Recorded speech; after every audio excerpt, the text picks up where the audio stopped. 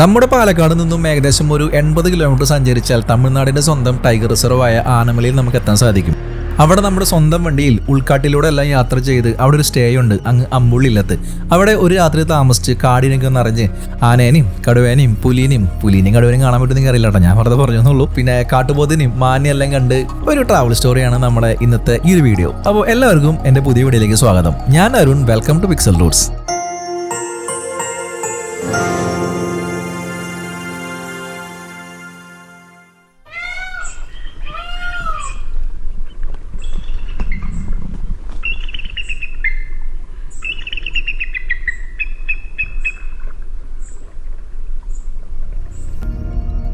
നേരം പരപര വെളുക്കുന്നേ ഉള്ളൂ. കാരണം നമുക്ക് നേരത്തെ പോയാലാണ് നമുക്ക് അനിമൽസിനെ ഒന്ന് സ്പോട്ട് ചെയ്യാൻ സാധിക്കുള്ളൂ. വെയിലെല്ലാം വന്നാൽ അനിമൽസ് എല്ലാം ഉൾക്കാട്ടിലേക്ക് വലിയും.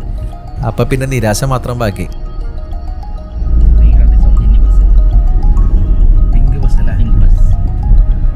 കേരള തമിഴ്നാട് ബോർഡറായ മീനാക്ഷിപുരത്ത് നിന്നും വെറും 15 കിലോമീറ്റർ സഞ്ചരിച്ചാൽ നമുക്ക് ആനമല ടൗണിൽ എത്തിച്ചേരാൻ സാധിക്കും. എൻ്റെ ഇത്രനാൾ ഈ ഭാഗത്തേക്ക് തിരിഞ്ഞു നോക്കിയില്ല എന്നൊരു മ്ലേച്ഛമായ വിഷമം എൻ്റെ മനസ്സിൽ ഉണ്ട് താനും. ആനമല ടൈഗർ റിസർവിനെ കുറിച്ച് ഒരു ധാരണയും ഇല്ലാത്തവർക്കായി ഞാൻ ചെറിയൊരു ഐഡിയ ഈ സ്ഥലത്തെക്കുറിച്ച് പറഞ്ഞു തരാം. മൊത്തമായിട്ട് ഈ വനമേഖല പറയുന്ന പേരാണ് ആനമല ടൈഗർ റിസർവ്. എന്നിരുന്നാലും നമുക്ക് 22 കിലോമീറ്റർ ഉണ്ട് ആനമല പട്ടണത്തിൽ നിന്നും ഇതിന്റെ ടോപ്പ് സ്ലിപ്പിലേക്ക്.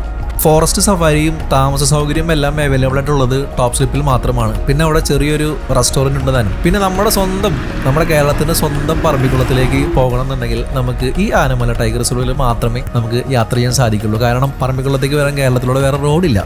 ആനമല പട്ടണം കഴിഞ്ഞ് നമ്മൾ 7 കിലോമീറ്റർ മുന്നോട്ട് പോന്നാൽ നമുക്ക് കിട്ടുന്നൊരു സ്ഥലമാണ് അമ്പാറപാളയം. ഞാൻ ഈ സ്ഥലം എടുത്തു പറയാൻ കാരണം ആനമല വരുന്ന മിക്ക സഞ്ചാരികളും പറമ്പിക്കുളം പോകുന്നവരാണ്. അപ്പോൾ നിങ്ങൾക്ക് ആവശ്യമായുള്ള പെട്രോൾ ഫിൽ ചെയ്യാനുള്ള അവസാനത്തെ പെട്രോൾ പമ്പാണ് ഈ പറയുന്ന അമ്പാറപാളയത്തുള്ളത്.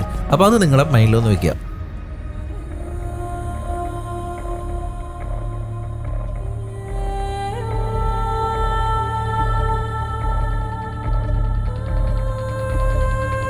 അങ്ങനെ നമ്മൾ യാത്ര തുടർന്ന് മുന്നോട്ട് പോകുമ്പോൾ നമ്മളെ കാത്തിരിക്കുന്നത് സേതുമട ഫോറസ്റ്റ് ചെക്ക് പോസ്റ്റ് ആണ്. നിങ്ങൾ ബൈക്കിലാണ് വരുന്നതെങ്കിൽ ഇനി ഇവിടുന്ന് അങ്ങോട്ട് നിങ്ങളെ കടത്തി വിടില്ല. കാരണം ഈ റൂട്ടിലൂടെ ബൈക്കേഴ്സിന് അല്ലെങ്കിൽ ബൈക്ക് അലൗഡ് അല്ല. ചോദിച്ചപ്പോൾ പറഞ്ഞത് 2-3 വട്ടം അങ്ങനെ ആനയും പുലിയെല്ലാം ആക്രമിച്ചതുകൊണ്ടാണ് അവരങ്ങനെ സ്റ്റോപ്പ് ചെയ്തതെന്നാണ് പറയുന്നത്. അപ്പോൾ ഒന്നില്ലെങ്കിൽ നമ്മളത് KSRTC ബസ് സമയം നോക്കിയിട്ട് വരിക. ഇവിടെ എൻ്റെ അറിയിൽ ഒരു 2 ബസ്സൊക്കെയാണ് നമുക്ക് ഈ റൂട്ടിലുള്ളൂ. അതല്ലെങ്കിൽ വേറെ ബൈക്കല്ലാതെ വേറെയുള്ള ഒരു ട്രാവൽ ഫെസിലിറ്റി നമ്മൾ നോക്കേണ്ടിയിരിക്കുന്നു. അങ്ങനെ ഇവിടെ നമുക്ക് പെർ ഹെഡ് 30 രൂപയും ക്യാമറയ്ക്ക് വളരെ മാന്യമായ ചാർജ് 50 രൂപയും നമ്മുടെ വെഹിക്കിളിന് 50 രൂപയും കൊടുത്ത് 2 പെർ ഹെഡ് 160 രൂപ ആണ് നമ്മളിവിടെ ടോട്ടലായി പേ ചെയ്തിരിക്കുന്നത്. അങ്ങനെ നമുക്ക് ആ പേയ്മെന്റ് അടിച്ച് മുന്നോട്ട് പോകാം. മുന്നോട്ട് പോകുമ്പോൾ തന്നെ നമുക്ക് ചെറിയൊരു മാൻകൂട്ടത്തെ, മാനല്ലല്ലോ മയിലാണ്, അതിനെ നമുക്കിവിടെ കാണാൻ സാധിക്കും. ഇനി ഇവിടെ നിന്ന് നമ്മൾ അങ്ങോട്ട് പോകുന്നതോറും നമ്മൾ കാടിന്റെ ഡെൻസിറ്റി വളരെ കൂടി വരികയാണ്. അപ്പൊ നമ്മളെ പോക്കിനി അതിവികടമായ എന്താ പറയപ്പോ ആ സംഭവം തന്നെ അങ്ങനെയൊക്കെ പറയാം, ആ ഒരു കാട്ടിലേക്കാണ്.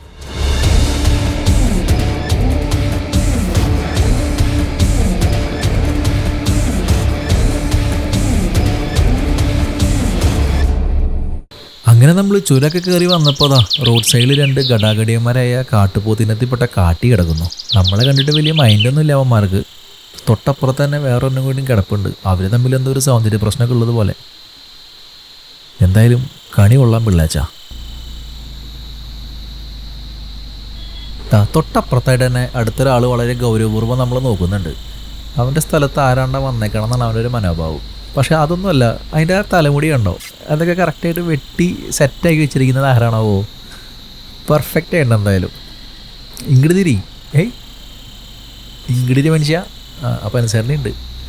അത് നോക്കിയേ, കണ്ട ആ ഒരു തലമുടി കണ്ട, കൊള്ളാം. അതൊക്കെയാണ് കാട് എന്ന് പറഞ്ഞാൽ. അതാണല്ലോ എല്ലാം ഇയർക്കൈ പ്രകൃതി കൊടുക്കുന്ന ഓരോ വരദാനങ്ങളാണ്. മനുഷ്യന് മാത്രം വലുതും കിട്ടിയിട്ടില്ല. എന്തോ കുടുംബകലഹം എന്ന് പറഞ്ഞാൽ ഇതാണ് കുടുംബകലഹം. വഴക്കും വക്കാണും വെടിതൽ ഒഴിഞ്ഞിട്ടുള്ള സമയം അതാ കുരങ്ങന്മാർ കേട്ടോ. ഞാൻ കുറച്ചു നേരം അവർ വാച്ച് ചെയ്തുകൊണ്ടിരിക്കുന്നത്. അമ്മ രക്ഷയില്ല.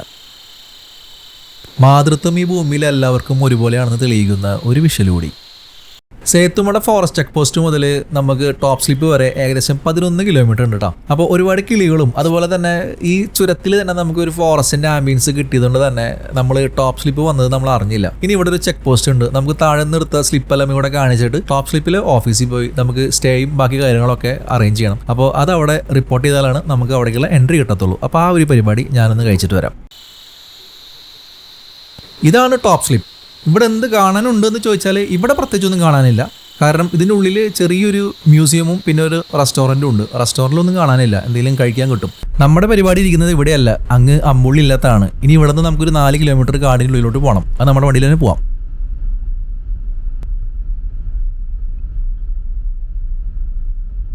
ഈ കാണുന്നതൊക്കെ ഇവിടുത്തെ പല പല പേരിലുള്ള ഓരോരോ സ്റ്റേകളാണ്.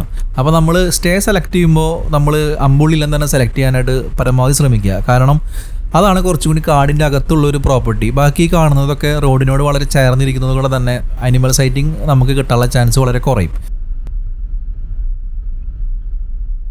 ലെഫ്റ്റ് സൈഡിലായിട്ട് നമുക്ക് നമ്മുടെ പ്രോപ്പർട്ടി കണ്ടു തുടങ്ങി. ആ ഒരു മലയുടെ മുകളിൽ നിന്നാൽ ഈ ചുറ്റുവട്ടത്തെ എല്ലാം നമുക്ക് 360 ഡിഗ്രി വ്യൂവിൽ നമുക്ക് കാണാൻ സാധിക്കും. അതാണ് ഇവിടുത്തെ ഒരു ഹൈലൈറ്റ്. അതുമാത്രമല്ല, ഇനി ഇവിടെ നിന്ന് ഒരു 4 കിലോമീറ്റർ സർക്കിളിൽ ഈ ബിൽഡിങ് മാത്രമേ ഉള്ളൂ, നമ്മൾ മാത്രമേ ഉള്ളൂ ഇവിടെ.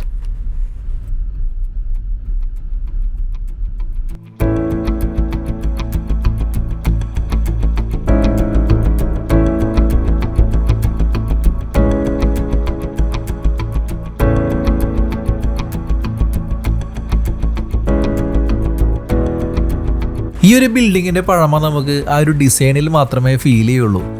ബാക്കിയെല്ലാം ഇവർ അതിമനോഹരമായിട്ടാണ് ഇവിടെ മെയിൻറ്റെയിൻ ചെയ്ത് പോകുന്നത്. 1978 ഈ ഒരു റെസ്റ്റ് ഹൗസിൻ്റെ പണി പൂർത്തീകരിച്ചിട്ടുള്ളത്. ഉള്ളിലോട്ട് നമുക്ക് കടന്നു ചെല്ലുമ്പോൾ നമുക്ക് ആദ്യം കാണാൻ സാധിക്കുന്നത് ഒരു വലിയൊരു ഡൈനിങ് ഏരിയ ആണ്. ഇവിടെ ആകെ ഉള്ളത് 4 റൂമാണ്. 4 റൂമും നമുക്ക് അവർ പ്ലേസ് ചെയ്തിരിക്കുന്നത് മുകളിൽ ഫസ്റ്റ് ഫ്ലോറിലാണ്. കാരണം അതൊരു പക്ഷേ സേഫ്റ്റി മുൻകൂട്ടി അവർ കണ്ടുകൊണ്ടായിരിക്കണം അങ്ങനെ അത് ഡിസൈൻ ചെയ്തിട്ടുണ്ടാവുക. ബേസിക് ഫെസിലിറ്റീസ് ഉള്ള ഒരു നോർമൽ റൂം. പക്ഷേ ഈ റൂമിൽ നിന്ന് പുറത്തോട്ട് നോക്കിയാൽ കാണുന്ന കാഴ്ചകൾ ബേസിക് അല്ല കേട്ടോ, അത് അൾട്ടിമേറ്റ്ലി പ്രോ തന്നെയാണ്. സാധാരണ ഞാൻ എൻ്റെ ട്രാവൽ സ്റ്റോറീസിൽ കാണിക്കാത്ത ഒരു സ്ഥലം കാണിക്കാൻ ഞാൻ ഇവിടെ നിർബന്ധിതനാകുകയാണ്. വേറൊന്നുമല്ല, ഇവിടുത്തെ ബാത്റൂം തന്നെ വെസ്റ്റേണും ഉണ്ട് ഇന്ത്യനും ഉണ്ട്. തിരക്കാണെങ്കിൽ 2 പേർക്ക് ഒരേ സമയം ഇരുന്ന് കാര്യം സാധിക്കാം. ഇവിടെ ഒരു മൊബൈൽ നെറ്റ്വർക്കിനും റേഞ്ച് ഇല്ല കേട്ടോ. BSNL ഒരു കട്ടയാനുണ്ട്, കിട്ടി. ഇതൊന്നല്ല, ബാക്ക്ഗ്രൗണ്ടിലെ ആ ഒരു വോയിസൊക്കെ കേട്ട് നമ്മൾ ഈ കാടിനെ അറിഞ്ഞവിടെ ഇരിക്കുക എന്നുള്ളതുള്ളൂ. ഇതിനേക്കാളും ആ ഒരു ഫീല് നമുക്ക് വേറെ എവിടെ കിട്ടും? സ്വസ്ഥത, സമാധാനം, ശാന്തി. റീലോഡഡ്. ഇവിടെ വൈകുന്നേരം ആയി കഴിഞ്ഞ് കഴിഞ്ഞാൽ നമുക്ക് അത്യാവശ്യം അനിമൽസിനെല്ലാം സ്പോട്ട് ചെയ്യാൻ പറ്റും കേട്ടോ. ആനയോ കടുവയൊക്കെ വരുന്നുള്ള പ്രതീക്ഷയിലാണ് നമ്മളോട് ഇരിക്കുന്നത്. വരട്ടെ അല്ലേ. ഇതൊക്കെ നമ്മുടെ റെസ്റ്റ് ഹൗസിൻ്റെ മുന്നിൽ നിന്ന് കാണുന്ന വ്യൂ ആണ്. അവിടെ ഒരു മ്ലാവ് നിൽപ്പുണ്ട് കേട്ടോ, കാണുന്നുണ്ടോ? ഒരുപാട് സൂം ചെയ്തെടുക്കുന്നതുകൊണ്ടാണ് ആ ഫുട്ടേജിലൊക്കെ ചെറിയൊരു ഷെയ്ക്ക് നിങ്ങൾക്ക് ഫീൽ ചെയ്യുന്നത്.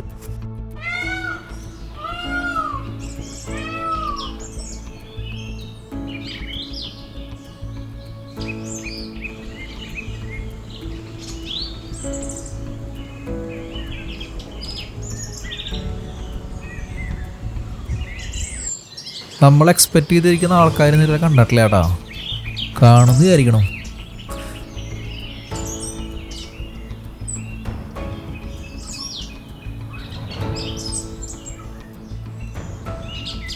ആ പോകുന്ന ഫോറസ്റ്റിൻ്റെ വണ്ടികൾ കോഴിക്കമ്മത്തി എലിഫന്റ് ക്യാമ്പിലേക്ക് പോകുന്ന വണ്ടികളാട്ടോ. അപ്പോൾ നിങ്ങൾ ആ ഒരു ട്രിപ്പ് ഇവിടെ താമസിച്ചുകൊണ്ട് പ്ലാൻ ചെയ്യുന്നുണ്ടെങ്കിൽ നിങ്ങൾ താഴത്ത് ടിക്കറ്റ് എടുത്താൽ അവർ ഇവിടെ വന്ന് നിങ്ങൾ പിക്ക് ചെയ്തോളൂ കേട്ടോ.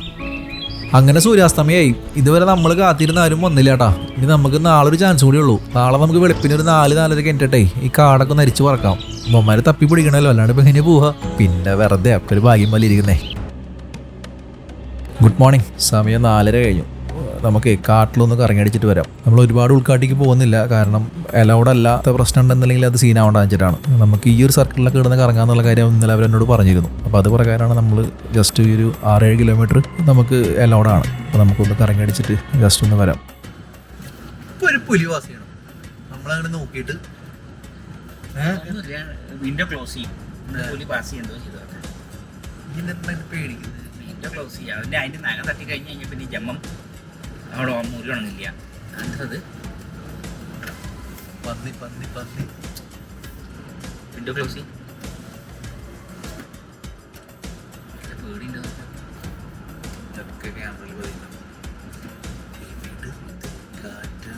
നാട്ടിൽ വന്ന് കഴിക്കുന്നത്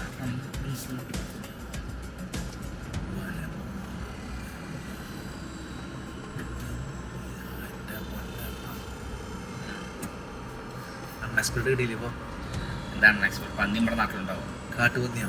ഓടാൻ പോലെ. എടാ പിന്നെ നെല്ല് മൈക്കോലൊക്കെ എന്താ ആൾക്കാരെ കൃഷി ഇറക്കാത്ത? ഓയിലടാ.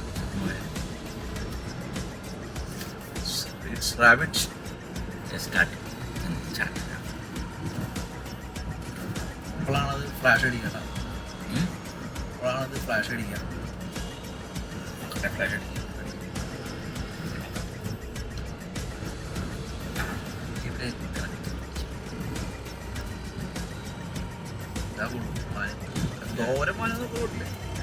ഇഷ്ടം പോലെ മന ലോഡ് ആ കണ്ണ് കണ്ടില്ലേ നീ കണ്ടത് തിളങ്ങുന്നത്?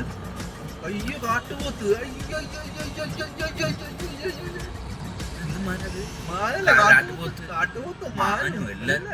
ഇനി കണ്ണുണ്ടപ്പോ എന്താ തിളങ്ങ കേട്ടോ. അതിൻ്റെ ഏതാണ്ട് പൂവ് അങ്ങനെ ചെയ്യുന്നില്ല, അത് വഴി മാറിക്കോളും.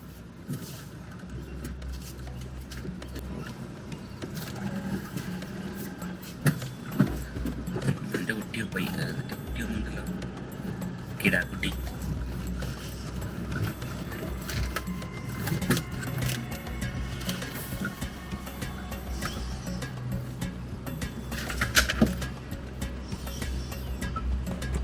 പകല് നമ്മളൊന്നും അറിയുന്നില്ല, ഫോറസ്റ്റിൽ അവിടെ ഇവിടെയൊക്കെ ക്യാമറ വെച്ചിട്ടുണ്ട് കേട്ടോ. നമ്മൾ രാത്രി ഇങ്ങനെ പാസ് ചെയ്യുമ്പോഴാണ് ഓരോരോ ഫ്ലാഷ് അവിടെ നിന്നൊക്കെ മിന്നടിക്കുന്നത്.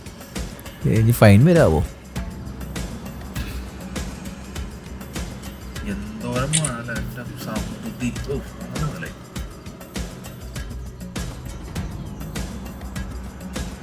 പ്രഭു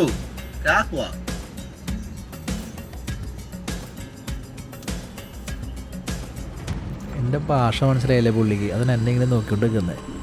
morning vibe രക്ഷയില്ലാട്ടാ.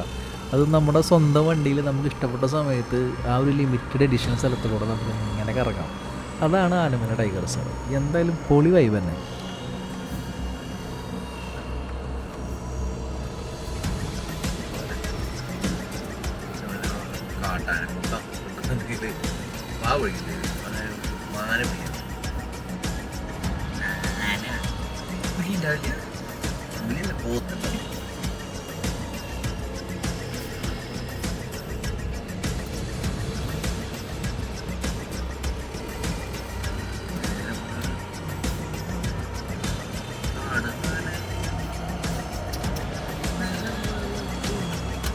Hello, how are you? പുലിച്ചേട്ടനാണ്ടാ? പുലിച്ചേട്ടനെ അതെന്താ പറയാൻ ശ്രമിക്കുന്നുണ്ട്, പക്ഷെ പറയാൻ പറ്റില്ല കേട്ടോ.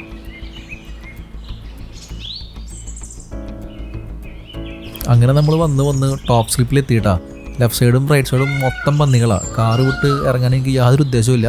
ഒരു മയിൽ കണ്ട കുറച്ച് നേരമായി വഴി ഇരുന്നില്ലാന്ന്. അവൻ്റെ കാടൊക്കെ തന്നെ, എന്നാലും ഒരു സാമാന്യം മര്യാദ കൊണ്ടോ മയിലെ വഴിതായിട്ട്.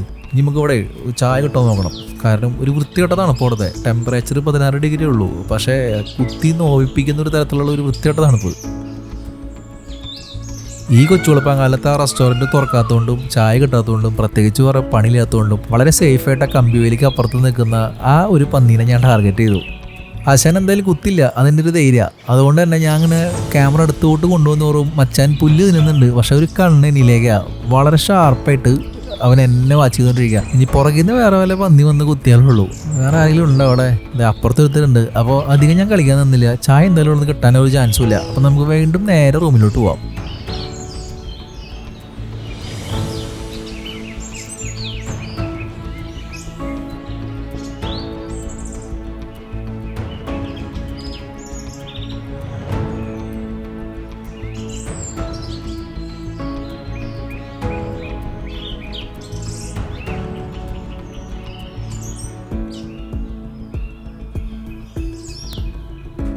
അങ്ങനെ ഞങ്ങൾ തിരിച്ച് റെസ്റ്റ് ഹൗസിൽ പോകാട്ടോ. ഇനിയിപ്പോൾ അവിടെ പോയിട്ട് ഒന്ന് ചായയൊക്കെ കുടിച്ച് ഒന്ന് ഫ്രഷായിട്ട് നമുക്ക് തിരിച്ച് വീട്ടിലോട്ട് പോകണം. നാളെ ജോലിയൊക്കെ ഉള്ളതാണ്. ആ റൈറ്റ് സൈഡിൽ കണ്ടോ, അത് ആനത്താരിയാണ്. ആന സ്ഥിരമായിട്ട് വന്നു പോകുന്ന അവൻ്റെ സ്ഥിരം വഴിയാണത്. ഒന്ന് നോക്കിയേ. എന്താ ഇതാണ് കാട്. നമ്മൾ തേടി പോയിട്ടൊന്നും ഒരു കാര്യമില്ല, എല്ലാം നമ്മുടെ മുമ്പിൽ വരും. ഒരു ചെറിയൊരു ഭാഗ്യം വേണോണ്ടാ ഈ പറഞ്ഞ പോലെ മൃഗങ്ങളൊക്കെ ഒന്ന് കാണാനായിട്ട്. പക്ഷെ ഇന്ന് നമുക്കൊരു ഭാഗ്യമുണ്ട്. അതുപോലെ നമ്മൾ തിരിച്ച് പൊള്ളാച്ചി പോകുന്ന വഴിക്കാണ് ആശാനെ കണ്ടത്. ആശാൻ വളരെ മാന്യമായിട്ട് സൈഡിൽ ആരും ശല്യപ്പെടുത്താതിരുന്ന് ഇങ്ങനെ പുല്ലി മടഞ്ഞോണ്ടിരിക്കുക. അപ്പോൾ നമ്മൾ അവനും ശല്യപ്പെടുത്തുന്നില്ല. നമ്മൾ കുറച്ച് ദൂരം നിന്നിട്ടാണ് ഇതൊക്കെ ഷൂട്ട് ചെയ്യുന്നത്. അപ്പോൾ കാട്ടിലെ ജീവികൾ അതിൻ്റെ വഴിക്ക് പോട്ടെ, നമുക്ക് നമ്മുടെ വഴിക്ക് പോവാം. പിന്നെ എനിക്ക് നിങ്ങളോട് പറയാനുള്ളത്, വീഡിയോ ഇഷ്ടപ്പെട്ടാൽ ലൈക്ക് ചെയ്യുക, സബ്സ്ക്രൈബ് ചെയ്യുക, കമൻറ്റ് ചെയ്യുക. ഞാൻ സാധാരണ ഇത് പറയാറില്ല. ഇത് പറയാത്തതുകൊണ്ട് ആണെന്ന് അറിയില്ല, സബ്സ്ക്രൈബേഴ്സൊക്കെ വളരെ കുറവാണ്. ഇനിയിപ്പോൾ അതിൻ്റെ ഒരു കുറവ് വേണ്ട. അപ്പോൾ നമുക്ക് അടുത്ത വീഡിയോയിൽ കാണാം. നന്ദി, നമസ്കാരം.